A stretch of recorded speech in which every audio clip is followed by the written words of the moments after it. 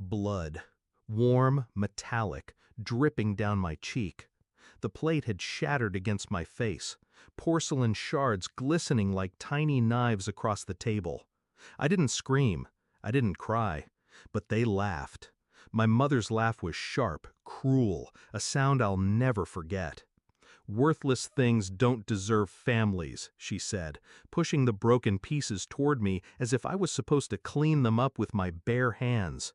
And then my father, sitting in his chair, heavy with judgment. "Even trash has more worth than you." The room echoed with laughter, my brothers, my sister, the people who shared my blood. That was the night I stopped being their child. That was the night I became something else. It hadn't always been this way. Once I thought family meant protection, love, safety. I remembered being 7, clutching my mother's hand, trusting her warmth as we crossed the street. I remembered Dad lifting me onto his shoulders, calling me his shadow. But those were illusions. Little fragments they dangled before me only to rip them away.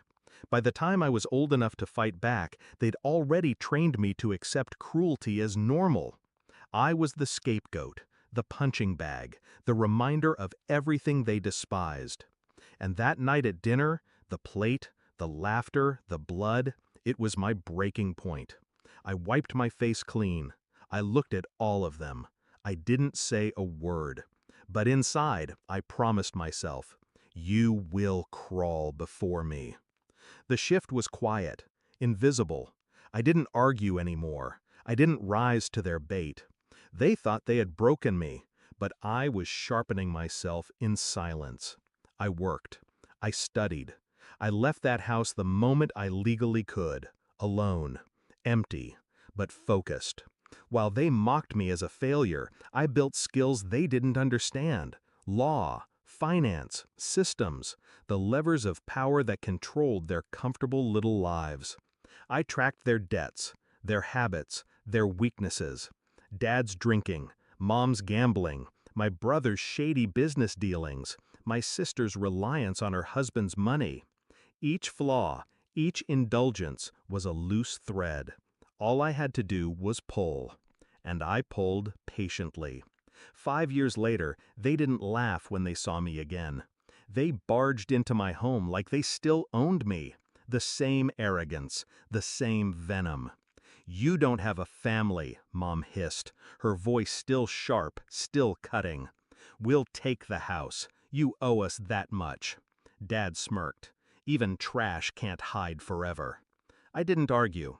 I didn't shout. I simply excused myself. Walked into the kitchen, dialed 3 digits, 911. "What's your emergency?" "My family has broken into my home. They're threatening me." My voice was calm, controlled, the kind of voice officers trust.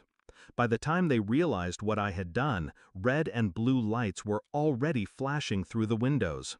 But that was only the beginning. The police found the warrants, unpaid tickets, fraud reports, my brother's illegal imports. I had made sure every string was pulled at the right time, every file delivered to the right desk. Their crimes weren't my lies, they were their truths, exposed under a spotlight I had angled perfectly. One by one, they were taken apart. Dad lost his business when the IRS froze his accounts.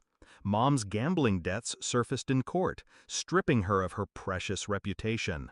My brother's company collapsed under federal investigation. My sister's husband left her when her dirty secrets came to light. None of it was illegal on my part. I hadn't lifted a single fraudulent finger. All I did was hold up a mirror and let the world see what they really were. And yet, it wasn't enough. I needed them to feel it, to understand. So when I walked into the visitation room at the county jail where Dad sat in orange, shackled at the wrists, I leaned across the table. "You remember dinner?" I whispered. The smirk drained from his face. His eyes darted, searching for an escape that didn't exist. "Trash," I said slowly, savoring the word, "has more worth than you." I watched him flinch, and in that moment, I knew he remembered everything. Justice isn't loud. It doesn't always roar or scream. Sometimes it's quiet, precise, surgical.